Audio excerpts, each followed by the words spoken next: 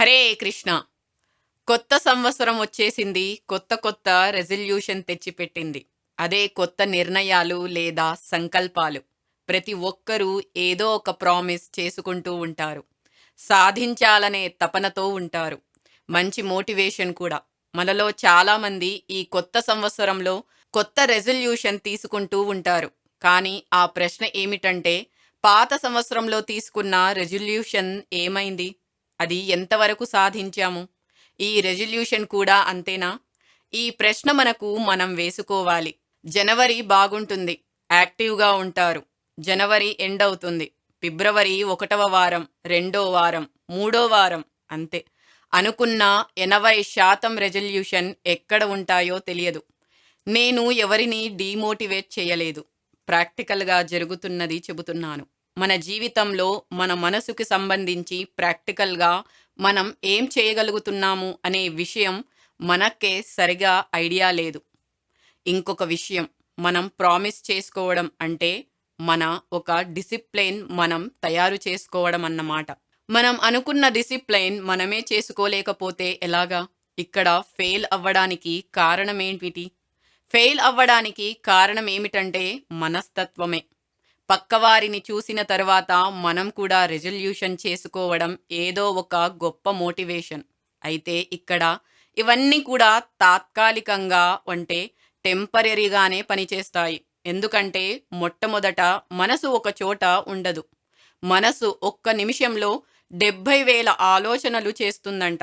అలాంటి మనసుతో ఉన్నప్పుడు మనిషి ఎంత గొప్ప మోటివేషన్ అయినా సరే ఎంతసేపు ఉంటుంది చెప్పండి. రెజల్యూషన్ తీసుకోవడం తర్వాత దాన్ని మర్చిపోవడం కామన్ అయిపోయింది. ఎవరైనా రెజల్యూషన్ తీసుకుంటే ఫెయిల్ కాకుండా ఉండాలి అని తీసుకుంటాము.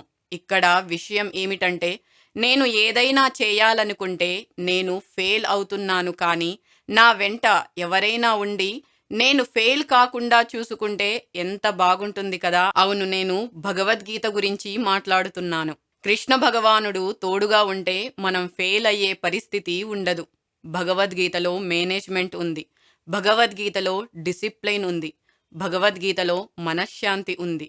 భగవద్గీతలో మోటివేషన్ ఉంది. భగవద్గీతలో హెల్త్ గురించి ఉంది. భగవద్గీతలో ఆధ్యాత్మికం ఉంది.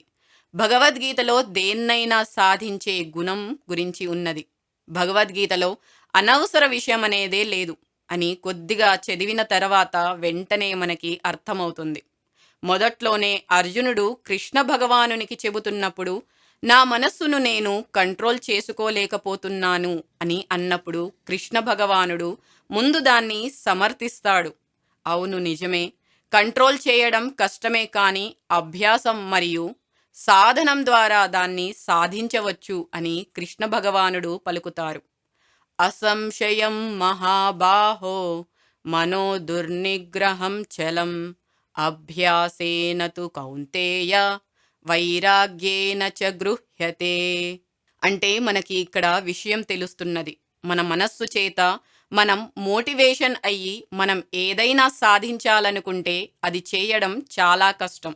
ఎంతసేపు మనం మన శరీరానికి భోజనం పెడుతున్నామే కానీ మనస్సుకి పెట్టట్లేదు కదా. అలాంటప్పుడు అది మన మాట ఎందుకు వింటుంది?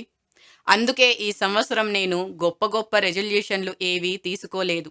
సింపుల్గా 700 శ్లోకాలు ఉన్న భగవద్గీతను చదవడం మొదలుపెట్టి అది కనీసం అర్థం చేసుకునే ప్రయత్నం చేసి అందులో కనీసం కొన్ని అంటే నా జీవితానికి దగ్గరగా ఉన్నటువంటి వాటిని అర్థం చేసుకుంటూ రియాలిటీకి దగ్గరగా ఉంటూ సక్సెస్ వైపు పోవాలని అనుకుంటున్నాను. ఎందుకంటే భగవద్గీతలో ఎక్కడా కూడా ఫెయిల్ గురించి కానీ ఫెయిల్ అవ్వాలి అని మాట్లాడలేదు. పని చేయమని చెప్పారు, సాధించమని చెప్పారు, సక్సెస్ అవ్వమని చెప్పారు. కనుక నా పని నేను చేసుకుంటూ భగవద్గీతలోని కొన్ని శ్లోకాలు చదివి నేర్చుకుంటూ నా చుట్టుపక్కల ఉన్న వాళ్ళకందరికీ కూడా కొంతవరకు నేర్పించాలని సంకల్పం తీసుకుంటున్నాను. హరే కృష్ణ.